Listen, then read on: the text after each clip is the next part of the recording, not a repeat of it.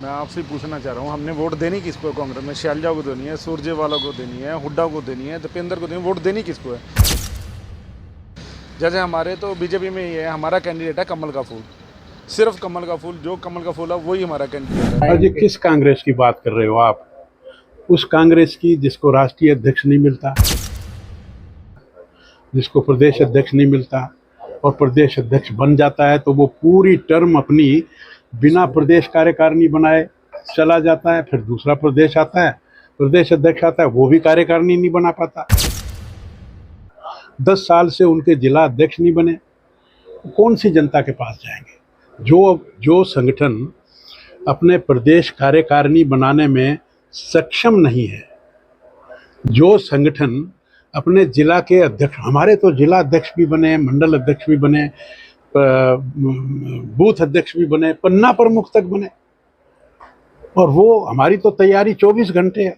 जैसे ही विधानसभा चुनावों का ऐलान हुआ है, चुनावी सरगर्मियां बढ़ चुकी हैं और साथ ही साथ एक दूसरे पर निशाना भी साधते हुए दिख रहे हैं। वहीं जो स्वास्थ्य मंत्री हैं डॉक्टर कमल गुप्ता, वो रोहतक पहुंचते हैं और जब उनसे बातचीत की जाती है तो उनकी तरफ से सीधा निशाना साधा जाता है कांग्रेस के ऊपर कि 10 साल से कोई प्रदेश अध्यक्ष नहीं बन पाता है, राष्ट्रीय अध्यक्ष बनते हैं लेकिन कोई संगठन जो है वो नहीं बना पाते हैं। कभी कुमारी शैलजा थी, उदय बान है, लेकिन एक संगठन, एक मंच पर नहीं आ पाते हैं। वो आपसी फूट जो है दिखाई देती है। उनका कहना है कि बीजेपी तो 24 घंटे चुनावों के लिए तैयार रहती है, कभी भी हमारा चुनाव करा दीजिए। हमारे तो पन्ना प्रमुख भी हैं। अगर मैं इनकी रैलियों की बात करूं, दीपेंद्र सिंह हुड्डा जो है अलग रैली करते हुए दिख रहे हैं, कुमारी शैलजा अलग रैली करते हुए दिख रही हैं, रणदीप सिंह सुरजेवाला, लेकिन एक मंच पर कभी नहीं दिखाई देते हैं। लोकसभा चुनाव भी ऐसे निकल चुके हैं और अभी विधानसभा चुनाव आने वाले हैं, तो देखना ये होगा इन विधानसभा चुनावों का, इनकी आपसी फूट का, ये संगठन ना बन पाना, इस पर क्या कुछ असर पड़ेगा। तो आज मैं करनाल में पहुंची, व्यापारियों के बीच में पहुंची हूँ, उनसे बातचीत करते हैं। वहीं साथ ही साथ हमारे पार्षद प्रतिनिधि हैं गिन्नी विर्क हैं, उनसे भी बातचीत करेंगे। तो सर क्या कुछ कहना चाहेंगे? विधानसभा चुनाव आने वाले हैं और तैयारियां शुरू हो चुकी हैं, रैलियां शुरू हो चुकी हैं। डॉक्टर कमल गुप्ता ने निशाना साधा है कांग्रेस के ऊपर, तो आपको क्या लगता है कि इन चुनावों का ये संगठन नहीं बन पाना, आपसी फूट, क्या कुछ असर पड़ने वाला है? मैं आपसे पूछना चाह रहा हूँ, हमने वोट देनी किसको है? कांग्रेस में शैलजा को देनी है, सुरजेवाला को देनी है, हुड्डा को देनी है, दीपेंद्र को देनी है, वोट देनी किसको है? जैसे हमारे तो बीजेपी में ये है, हमारा कैंडिडेट है कमल का फूल, सिर्फ कमल का फूल, जो कमल का फूल है वही हमारा कैंडिडेट है। इसमें तो सबके अपने अलग अलग 4-4, 5-5 कैंडिडेट। आपने कल देखा था शैलजा आई थी, आप पूरे शहर में घूम लो, कहीं भी आपको दीपेंद्र की या हुड्डा की या उदय बान की किसी की फ़ोटो, वो अपने अध्यक्ष की फ़ोटो नहीं लगा रहे, आगे चुनाव कैसे लड़ेंगे वो? जी, तो असर पड़ने वाला है चुनावों पर? बिल्कुल ना, हमारा तो क्लियर है जी। हमारे तो बूथ से लेके ऊपर प्रदेश अध्यक्ष है, सब मैनेजमेंट तैयार है। इनके तो अभी मैनेजमेंट ही नहीं है, चुनाव कब लड़ेंगे ये? 40 दिन बाद चुनाव है।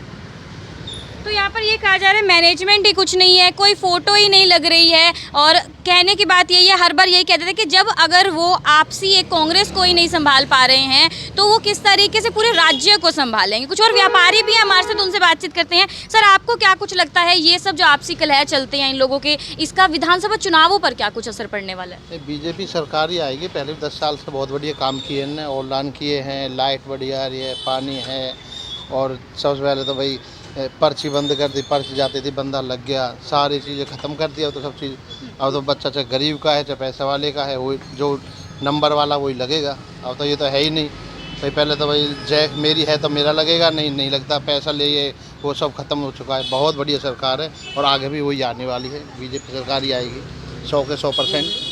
बहुत बढ़िया सरकार है, कोई दिक्कत नहीं, बीजेपी सरकार ही आएगी। कोई टेंशन, पानी है, सारी चीज़ सुविधा है, कोई भी दिक्कत नहीं। पहले बिल में दिक्कत थी, लेन में 2-2 बजे लेन में लगे रहे, 2-2 घंटे 3-3 घंटे। ऑनलाइन है, किसी भी टाइम भरो, रात को 8 बजे भर दो, 10 बजे भर दो, कोई भी हो, कैसी भी समस्या, कोई समस्या नहीं है। और बहुत बढ़िया है, बीजेपी ही आनी चाहिए। हम तो कहते 100 के 100% बीजेपी आनी चाहिए। तो यहाँ पर ये कहा जा रहा है 100 की 100% है, बीजेपी आने वाली है, लेकिन सर बीइंग अ व्यापारी आपको क्या कुछ लगता है, व्यापारी है, क्या कुछ असर पड़ने वाला है चुनावों की वजह से, और कांग्रेस को अगर वोट दिया जाता है, बीजेपी को वोट दिया जाता है, जो आपसी कलह चल रही है? कांग्रेस में कोई ऐसा कैंडिडेट दिखता ही नहीं, किसको वोट दें किसको ना दें। ये बात तो बीजेपी को ही है, बीजेपी का कैंडिडेट अच्छा है और काम भी अच्छे होते हैं। हालांकि लोकसभा चुनाव में कहा गया एक अच्छा कमबैक भी देखा गया, तो लगता है विधानसभा चुनावों में भी क्या पता एक आपसी सुलह हो जाए उन लोगों की? नहीं हो सकती, लगता नहीं है। लगता है एक मंच पर आएंगे इस बार इन चुनावों में, विधानसभा चुनावों में? लगता नहीं, कभी आए नहीं, देखा नहीं एक मंच में, ना पहले देखा ना आने की उम्मीद है। तो तो सर आप क्या कुछ कहना चाहेंगे, इन विधानसभा चुनावों पर क्या कुछ असर पड़ने वाला है? नहीं, बीजेपी की सरकार ही आएगी जी, कांग्रेस में तो कुछ भी नहीं है। आने वाले टाइम में तो कांग्रेस खत्म हो जाएगी समझो जी एक तरह से। तो जो आपस में इतनी फूट है तो क्या चलेंगे जी, क्या हमारा भला करेंगे? इनका ही अपना नहीं होता, नाम बहुत मुश्किल है जी, कुछ नहीं होता जी। अपनी पार्टी नहीं संभलती, इनसे राज्य को क्या संभालेंगे जी? तो यहाँ पर एक बड़ी बात कही जा रही है कि अपनी पार्टी ही नहीं संभलती है तो राज्य को कैसे संभाल पाएंगे? कोई उम्मीद नहीं है इतने वक्त से, जब एक मंच पर नहीं आ पाए, एक साथ नहीं जुड़ पा रहे हैं, जब खुद की पार्टी एक साथ नहीं जुड़ी हुई है, राज्य को कैसे जोड़ कर रखेंगे? जो युवा हैं उनके लिए आगे नौकरियां कैसे लाएंगे, महिलाएं हैं उनके लिए कैसे काम किया जाएगा, जो लोग एक उम्मीद रखते हैं अपनी सरकार से वो किस तरीके से पूरी कर पाएंगे? तो आप करनाल से तस्वीरें दिख रही है, करनाल के बाजार से व्यापारी इस वक्त हमारे साथ यहाँ पर मौजूद हैं, जो व्यापारी बताते हुए दिख रहे हैं जो आने वाले 1 अक्टूबर को जो चुनाव होने वाले विधानसभा चुनाव, जैसे ही विधानसभा चुनावों के जो ऐलान होता है उसके बाद काफ़ी सरगर्मियां देखी गई, आपको अपने शहर में भी दिखाई दिया होगा और करनाल में काफ़ी ऐसे देखने को मिला। तो उसी को लेकर जब बातचीत की जाती है, डॉक्टर कमल गुप्ता जो रोहतक पहुंचते हैं तो वो सीधा सीधा निशाना साधते हैं कांग्रेस के ऊपर कि कांग्रेस पार्टी में, यहाँ तक कि हमारे पन्ना प्रमुख भी मौजूद हैं, लेकिन इनके राष्ट्रीय अध्यक्ष तो बनते हैं लेकिन संगठन नहीं बन पाता है, कार्यकारिणी नहीं बन पाती है और काफ़ी वक्त से 10 सालों से ऐसा ही चल रहा है। हम तो 24 घंटे चुनाव के लिए तैयार रहते हैं लेकिन इनकी तैयारी नहीं रहती है।